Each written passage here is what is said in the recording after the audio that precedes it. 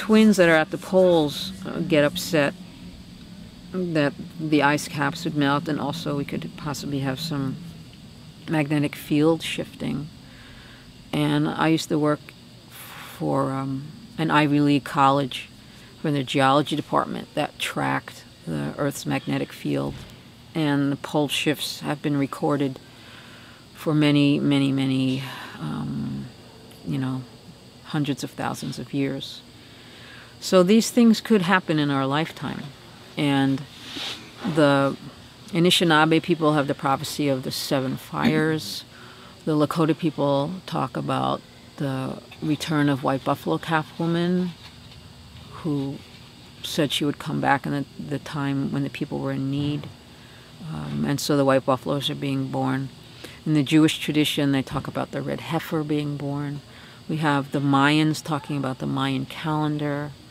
We have the Hopis talking about all their signs when there's cobwebs in the sky, which could be the electrical lines or the internet. You know, all these things. I've met up with elders who have private meetings with other elders that are talking about their prophecies. They're kind of comparing to see where we are with things. And that's one thing that the grandmothers did at the Grandmothers Conference. They spoke about the prophecies of their traditions. Grandmother Rita from the Arctic Circle in Alaska, she told a story when she was 9 years old. Her grandmother gave her 13 eagle feathers and 13 stones and said someday she would sit on a council of elders. So that came to pass. She's now in her 70s, and at the first Grandmother's Council she gave out those 13 eagle feathers and 13 medicine stones, sacred stones, to each of the grandmothers. There's 13 grandmothers because of the 13 moons. You know, we're on a calendar of 12 months a year, but original timekeeping was around the moon, the lunar cycle. The Tibetans use the lunar cycle, the Jewish people use the lunar cycle, the indigenous people use the lunar cycle. So this way of observing time and the seasons pass is based on, you know, this phenomenon of the moon, and the time that we use is a mental concept, the calendar. It doesn't really reflect what's going on in the natural world.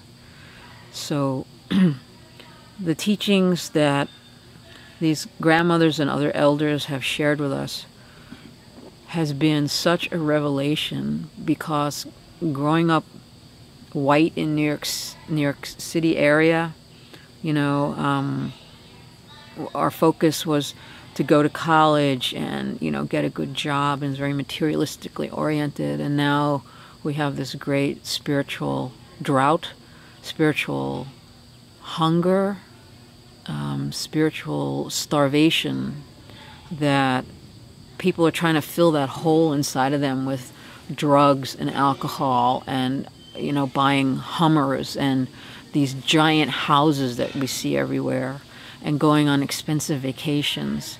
People are, you know, supersized fast food. All of these things are trying to fill, we're trying to grab these things to fill this hole, but what we're really hungry for is the wisdom of our ancestors. There's a wonderful elder from Africa called Malidoma Somé who went through initiation way after he should have in his country in Africa, and went on to the Sorbonne to get his doctorate. And he is doing ceremony now with the African American people of them calling back their ancestors.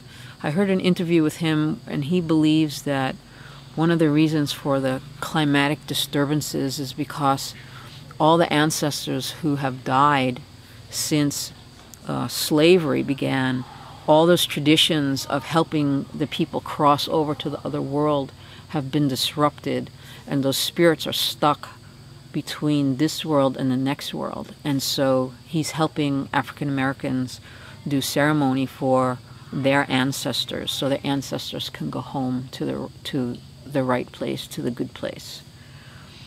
So these kinds of healings are happening in a way that is really kind of unprecedented, where you get people that are walking between the cultures, like the grandmothers are meeting together for the first time. It's like there have been other elders councils and other grandmother councils.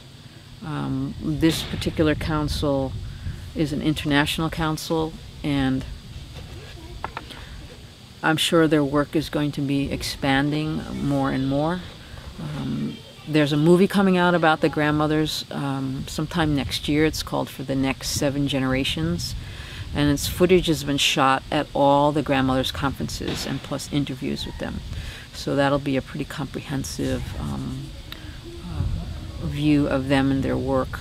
There's also a website for the grandmothers, and there's a website for the film For the Next 7 Generations that has a little 6-minute video on it that you can get a taste of what the grandmothers talk about and what their prayers are.